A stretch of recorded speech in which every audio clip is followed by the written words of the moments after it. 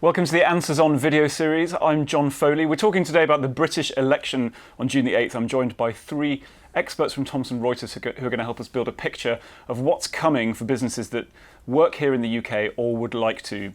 Now, one of the things that's clear about this year's election is that whichever party wins, of the Conservatives, Labour or the Lib Dems, the main three, none of them are falling over themselves to be friends of business. Whatever happens, it's likely there's going to be a lot of red tape coming for companies. Now, Nick Callister, Radcliffe, you work for Thomson Reuters legal section. Tell us, let's tick through some of the main proposals that you're seeing in the manifestos and what those would mean for businesses on a day-to-day basis. I think I'd really like to focus on corporate governance, because I think that's where all three parties, to a greater or lesser extent, have targeted their proposals. And surprisingly, from a very conservative government, they seem to be really focusing on this. Looking at curbing executive pay through binding shareholder votes, looking at share buybacks and examining whether they're being used as a way to artificially inflate director salaries. There's a lot in both the Conservative and the Labour manifesto around pay transparency and pay equality and gender pay equality, where they're asking companies to give data around ratios of pay of executives to general workers. They're asking to explain their pay policies.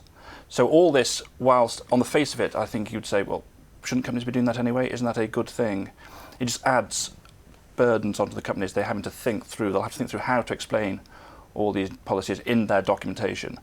And then I think they'll be spending so much time trying to work out what to say so not to get criticised by the media. Do you think that this is going to be a change in the way that they process their data, or is it going to actually create a change in the way they behave? In other words, is this just about finding the information and presenting it in a consistent way, or are they actually going to have to reform their ways and be slightly more socially responsible? I think, to be honest, it depends what the data says, and how stark the contrasts are, and what the PR will be about it. I mean, I think the danger is that companies will think they do have to change their ways, and therefore they may start to artificially increase wages. That may have an impact on employee numbers. If their costs go up, the employee numbers may come down. So it may have an unintended consequence of increasing companies' costs and reducing employment levels. I think to answer the question, I don't know. I don't think companies know yet. What I'm fearful of is what happens with a lot of this type of regulation is you get formulaic reporting by the companies, and that doesn't really tell the markets, doesn't really tell investors, doesn't tell consumers anything. It just becomes bland. Does this disproportionately hit smaller companies? Because presumably the burden is the same regardless of your size. At the moment, the main focus is on listed companies, but you're right. Just because you're listed doesn't necessarily mean you're huge. So it affects, broadly speaking, listed companies, though there are some measures as well affecting what are called larger companies, which are 250 employees or above, particularly around gender and equality reporting. So yeah, some very, very large companies will be affected who have the resources, one would think, to deal with all this. But some very small companies, relatively speaking, just don't have those resources, so they'll have to find them from somewhere. Now, Andrew, you work for Thomson Reuters risk business. Regulation, which you deal with every day, that's something that companies in Britain and the world have been getting used to since the financial crisis. The volume of regulation that people have to deal with has just been increasing exponentially. Is this just more of that trend? Is there anything different in what you're seeing here? There is certainly more regulation in it, and the snag with regulation is it just seems to be going one way.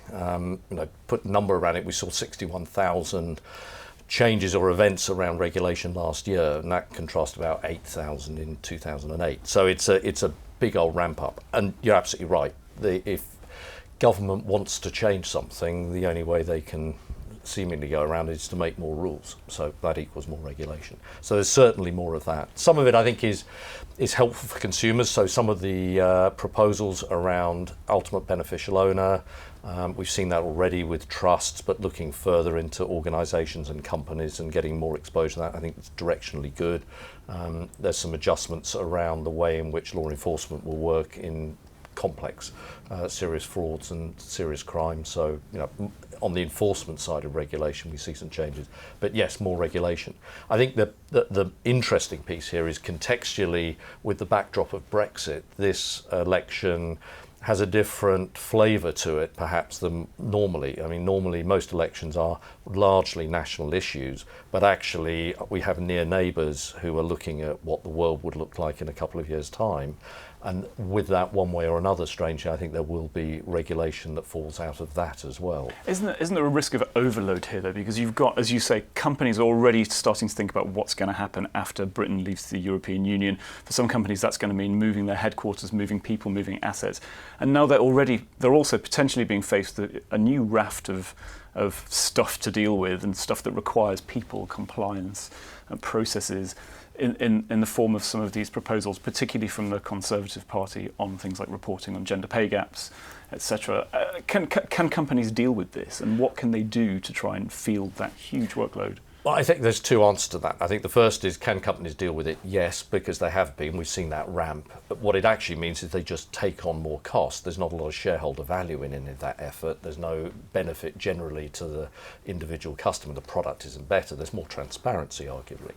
But I think more to the larger macro point here is, there will be a decision for multinationals over the next couple of years, and maybe a little bit beyond that, as to whether they want to be here or not. And that is different potentially to any previous election, because the advantages that the UK have had as access to the European market through an English language location, which for a lot of parts of the world makes us extremely attractive, is potentially going away. No, how that works through transition, we don't know. But that I think is the bigger picture here. The day after the election, you dust off the manifesto of the party that won and go, am I remaining as a business or am I leaving? So are you saying that this is going to be potentially a hit to the competitiveness of the UK? Because traditionally the Conservative Party, which of course is in power at the moment, has been quite hands-off, has been basically a believer in free markets and letting capitalists do their own thing. But now, if you stripped the party names from this manifesto, you wouldn't necessarily know which one was the Tory one, or if there even was a Tory one. I mean, is this going to hit the attractiveness of Britain as a place to base your company? My hope is not, but I think in looking beyond the election, that is a risk inside this election. And looking at some of the manifestos, there is material risk. I think that then comes into play the degree of the majority of whoever wins, and therefore how far they will be able to go with the manifesto and how far that will be tempered, depending on whether they've got a working majority or not. But I'm certain that businesses will wake up the day after the election and go, what's that mean for us as we move forward? Do we move to Dublin? Do we move to Frankfurt? Is the UK the place that we want to be using as our beachhead into Europe? Laurence, Kiddle, you work for Thomson Reuters Yep. Tax. Now, I want to talk about tax because it's one of those things that it's easy-ish to get your teeth into in an election campaign. Yep. There aren't that many hard and fast numbers in this campaign, but tax rates are one of them. Can you just run us through some of the main choices that are being laid out in terms of headline tax rates and what those mean? Yep, I can. And it's actually quite interesting. Speaking with Andrew just now, you referenced that strip the names out. On regulation, there's perhaps not much difference. You look at the Tories, you look at Labour. They're both arguing for more regulation. I think if you look purely at tax in this, you're almost going back to the 1980s, the ideological battles we had back then, where you've got a Conservative Party which is really fixed on a headline corporation tax rate at 17%, which would be the lowest of any large developed country within Europe, one of the lowest in the world. You've got the Labour Party looking to take corporation tax back to 26%, which, while still the lowest in the G7, is substantially higher than other major economies. And then you've got the Lib Dems somewhere in the middle. So it does feel very much like back to the 1980s in respect of that. I think there's always a question, actually, what those headline rates mean in real terms. Very few companies do pay the headline rates. You know, there's a lot of deductions that losses brought forward through the financial crisis, for example, a lot of R&D tax credits and other things. But that puts clear water, I think, between the parties. And if you look at it purely on a headline rate, I think there's a real difference there. On the one hand, you've got a Conservative Party which really is saying, we're open for business, we want inbound investment. A tax rate is a big part of that, although not the sole part by any means. At the other side, you've got Labour really saying companies need to pay their share. You know, they take a lot of education, they take a lot of educated people into the workforce, but the money for that has to come from somewhere else.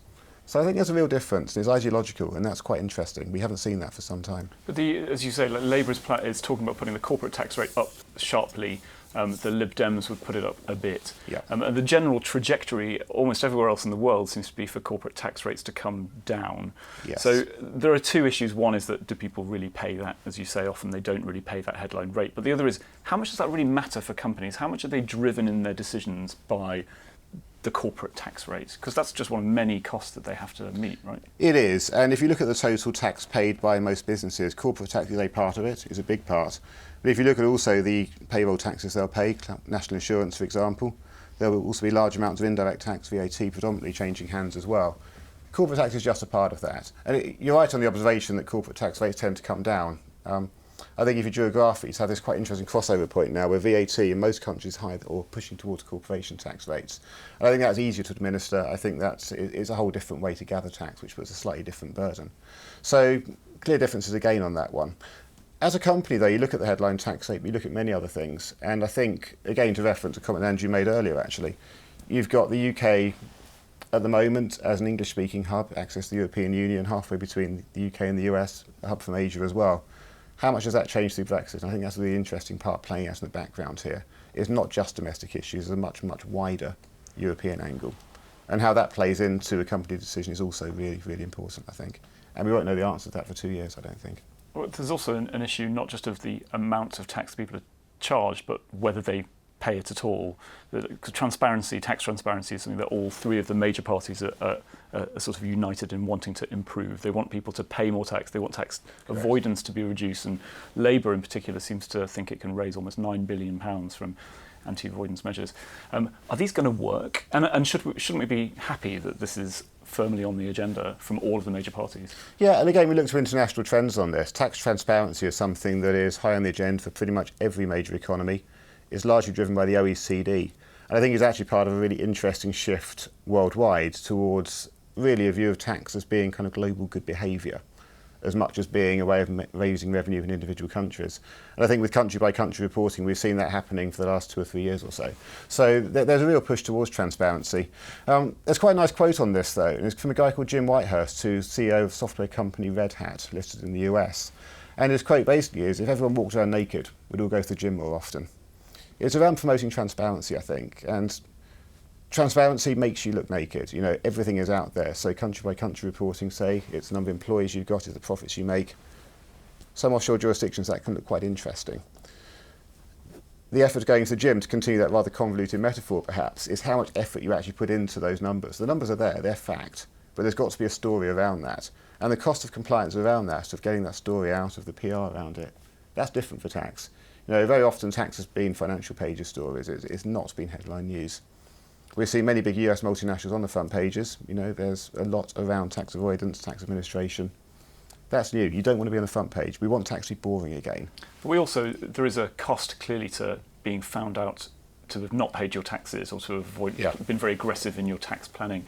But there is also clearly a cost in transparency. As a human being, I'm happy that there's going to be more transparency. Yeah. As someone who's running a business, I might be less happy because it means more cost, more people, more process.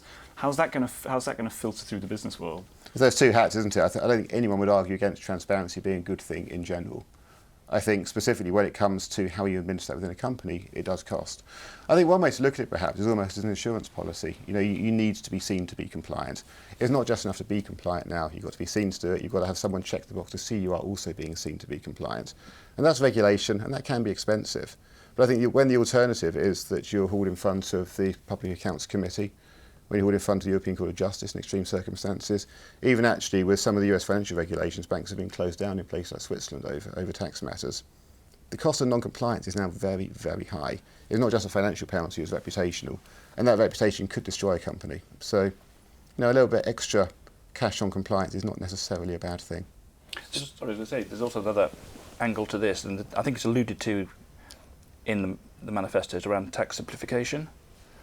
And there's talk about trying to make tax simple, more simple and easy to understand. I think if you could rip up the tax legislation and move from how many books of tax legislation we've got down to sort of 1 or 2, then the cost of compliance come down. You might actually find then the techniques that companies use to avoid tax, they go away.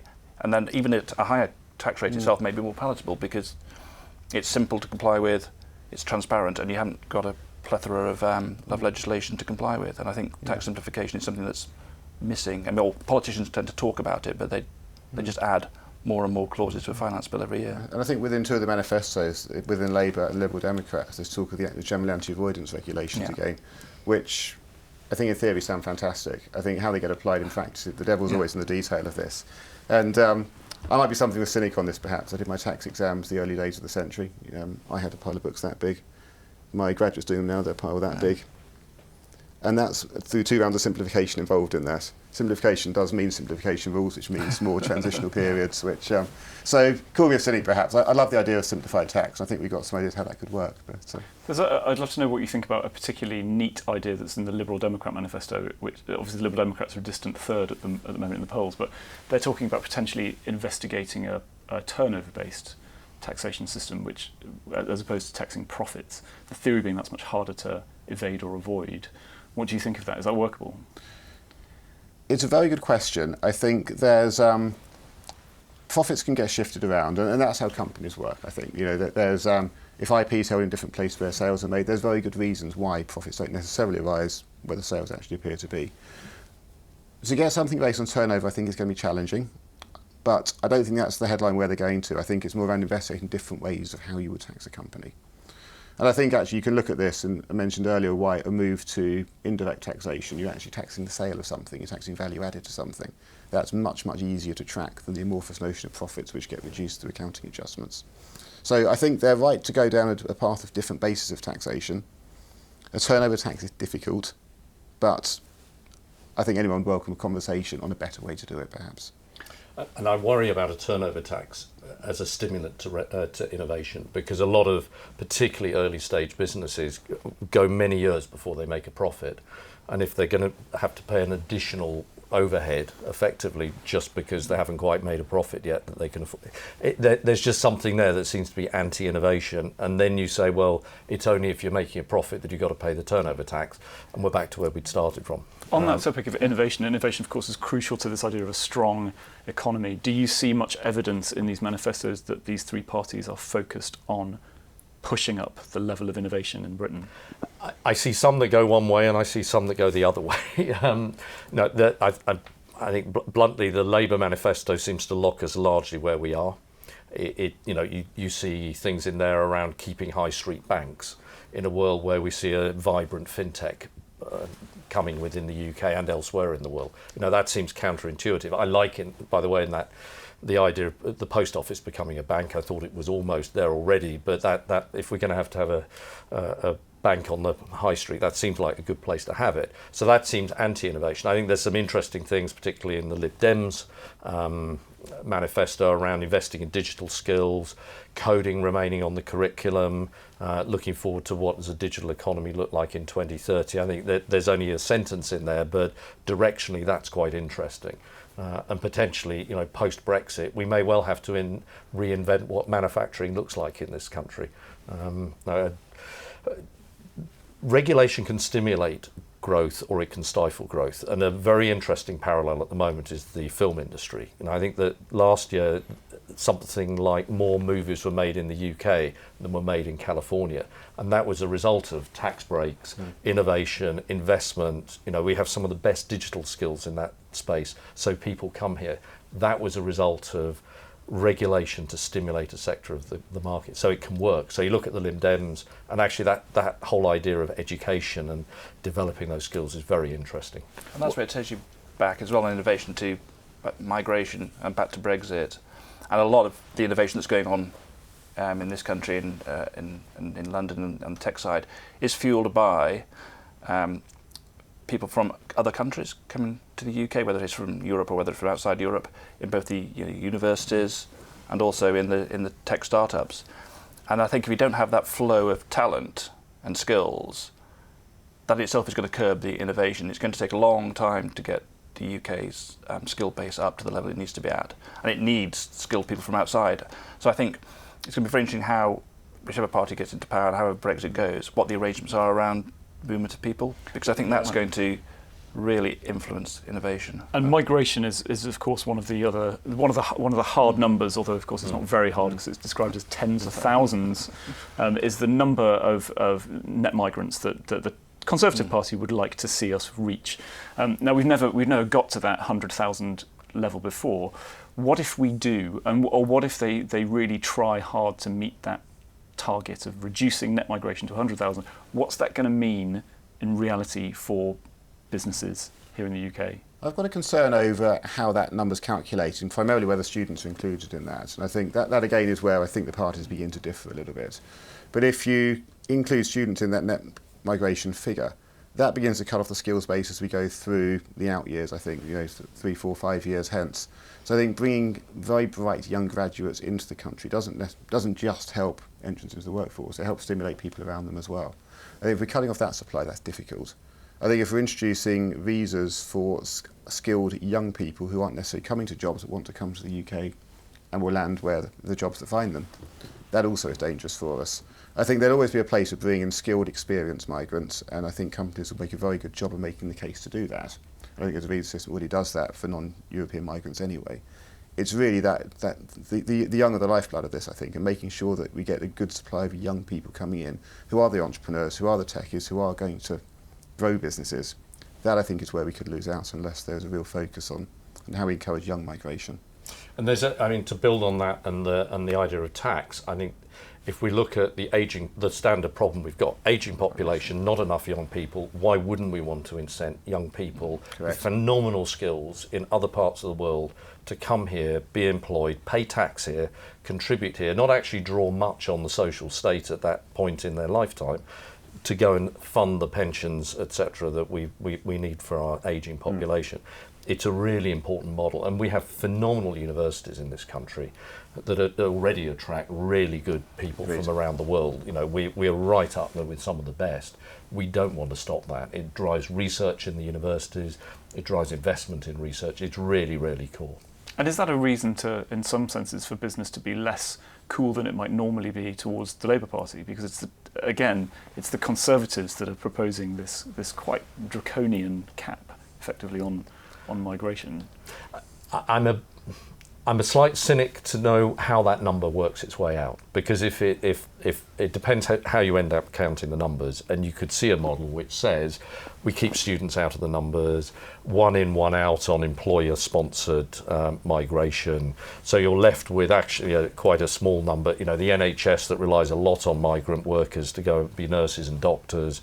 The flow works both ways, but we fortunately attract quite a good number. Now, I think there's a way of, what are we in the end going to be counting as our tens of thousands?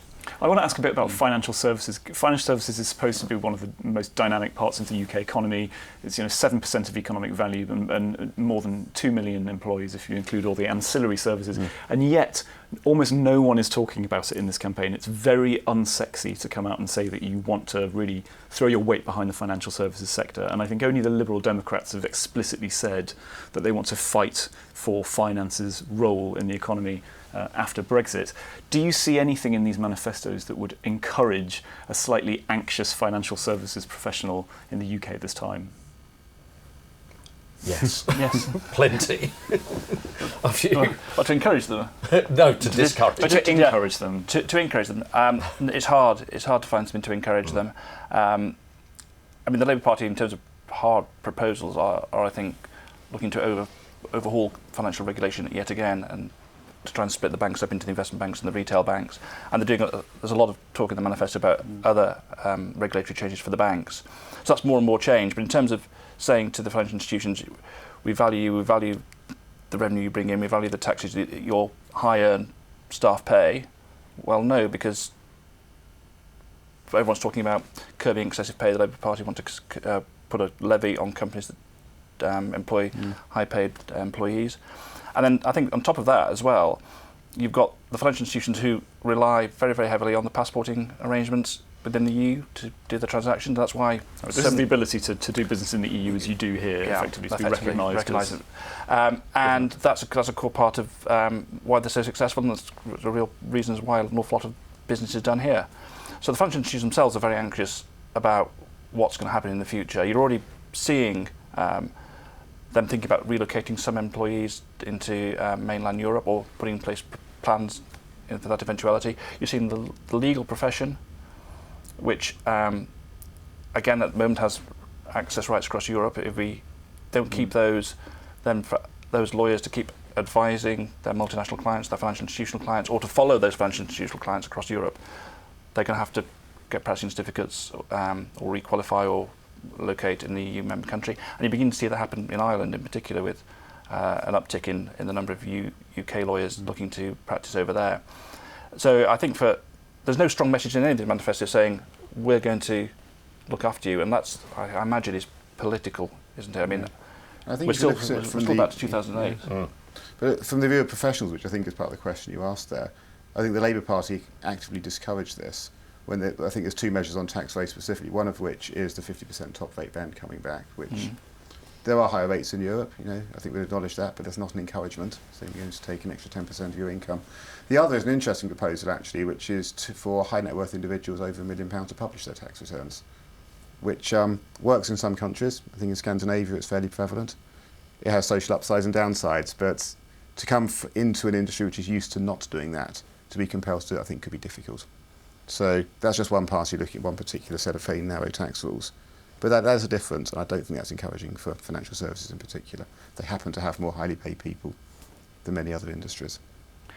Brexit, we've touched on Brexit, but I want to just ask specifically, if you're watching this election thinking about Brexit, as almost everybody is, the United Kingdom is going to leave the European Union, it seems, within a couple of years. What will we know about Brexit on June the 9th after this election that we don't know now? Is there anything that we can be looking for to give us a sign of what Brexit is going to look like? We will know who's negotiating it. I guess that's the one positive you do take out of it, that you know who will be Prime Minister, who will be the Brexit Secretary. And I think you'll know broadly from that how they will approach it. I think that the one difference I would call out, not necessarily from the manifestos, but from the rhetoric that's gone on around them, is you have one of the major parties saying there will be a deal is better than no deal. You've got the other one saying no deal is worse than a bad deal. So no deal is better than a bad deal. This is specifically a deal on trade, access to a deal generally, I think, but yes, it's so that doesn't bring certainty, but it brings a certainty perhaps of approach as to whether you feel you are going to get to a deal on trade, whether you're not.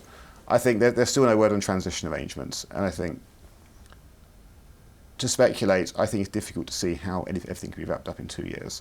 And I think most people would probably agree with that, which means I think there needs some need for transitionary arrangements post the immediate 29th of March 19 date. And how that's handled, I think it's going to be equally as important as a longer term negotiation as well. It's possible to see different attitudes to the parties on that, I think.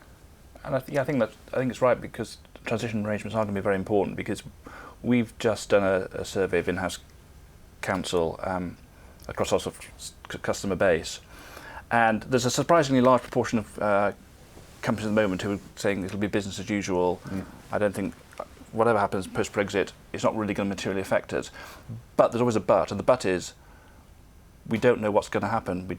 We're really concerned about sort of change, and I think the longer we go on, even 2 years may seem a short period of time, but the longer we go on without any certainty, we talked about competitiveness earlier and tax rates, it's going to be a disincentive, in my view, to invest in here, or to either in your own business or to come here if you don't know where the trajectory is, where the path is. So without some certainty in the next 2 years, I can see the economy suffering badly. As a lawyer, Nick, do you think it's possible to draw up a trade deal in 2 years? So, as a lawyer who's as a lawyer who doesn't give opinions, obviously. As a lawyer who doesn't give opinions, as a lawyer whose knowledge of international trade is not the greatest. Everything that I've read and everything that the experts have written for us suggests the answer is no.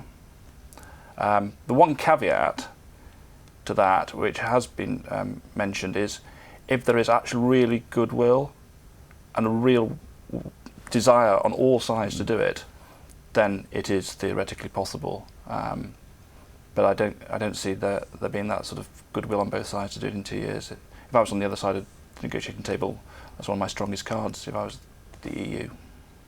And we're already some months into 2 years, and we haven't started the negotiation, and Europe has already said that comes after we deal with the exit terms, and their negotiator doesn't have the right to negotiate any of those things, so it feels like we might be doing it in a year or less. It does seem really impossible. So I want to round off with a question for each of you. So in the manifestos that you've been reading, let's forget for a moment which party's name is at the top of each of them. Is there one idea in there that you think is a real a killer? What's your favourite idea in all of the manifestos that you've seen this year? Mine would be, which is in two of them, is having a real look at business rates and a real review of that system, particularly in the light of the digital economy, all the things in the press over the past few months around Amazon, big warehouses in low areas, businesses in high streets and in city centres paying very high rates. I think that needs a real overhaul. The Lib Dems say it does, Conservatives say it does. And if we don't do that and get it right, then I can see it damaging the small business, damaging employment, and therefore damaging the economy. And also, just to add to that, is there an idea that isn't in there that you wish you had seen?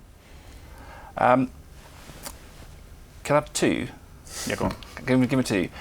This one I did scout to, but there was anything was in the manifestos. One is, I think, a reform of planning regulations. I think planning is inhibiting growth and inhibiting development and inhibiting house building. And the other one was, I would have thought someone would have had a look at the interest deductibility on debt and treating debt and equity the same, because I think an awful lot of